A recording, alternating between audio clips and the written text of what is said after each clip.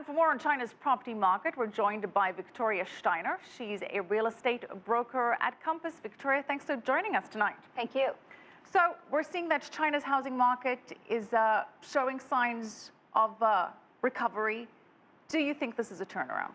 I think it's a turnaround because of people's confidence in investing money into the real estate market as opposed to the stock market. Are the government's actions of lowering interest rates and relaxing the reserve requirements helping the market gain momentum? What is behind the increase that we're seeing? I think the government wants to stimulate the economy, and by relaxing home purchasing and interest rates and everything, it's pushing the market higher and demand higher.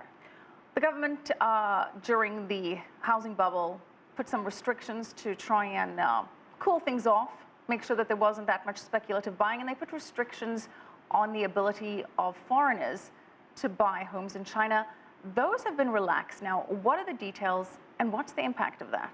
Well, the state secretary has stated that you no longer have to live for 1 year in China in order to buy.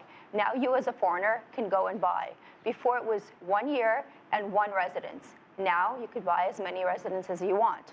Do you think we're going to be seeing foreigners then buying property in China that do not live in China with the relaxation of this rule? I think so. I think that people will see opportunity in China because China has a huge population and a huge workforce that need housing, and housing people will pay for, and having these beautiful high-rises that are being built creates that. Where do you see the most foreign demand coming from? United States and, of course, Australia. Another restriction that was lifted was the ability for Chinese to own multiple homes. Yes, before you could only own one home, now you can have multiple homes.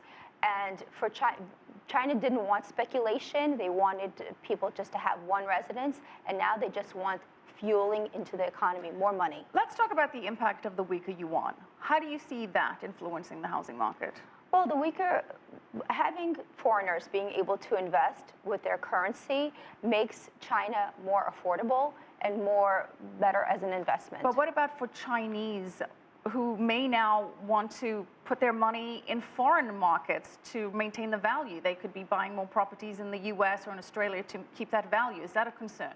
I see the Chinese buying in New York and Miami and Los Angeles. That's their core cities, and they're buying them because before it was $50,000 that you could invest as a person in the US. Now it's $160,000. Before it was discouraged by the government of China, now it's encouraged. Victoria, we mentioned the impact of China's stock market. As we know, the Shanghai Composite, it's had a very volatile year. Yes. It's down about 4% year to date. Given the fact that about 75% of the people involved in the market are retail, what impact is that having on the housing market?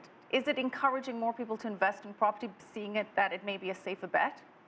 I think it's a safer bet, and some consumer confidence has been affected. People lean to move back from the market, but now I think people are seeing opportunities and they're going for it. All right, we are going to have to leave it there. Thank you so much, Victoria Shtainer.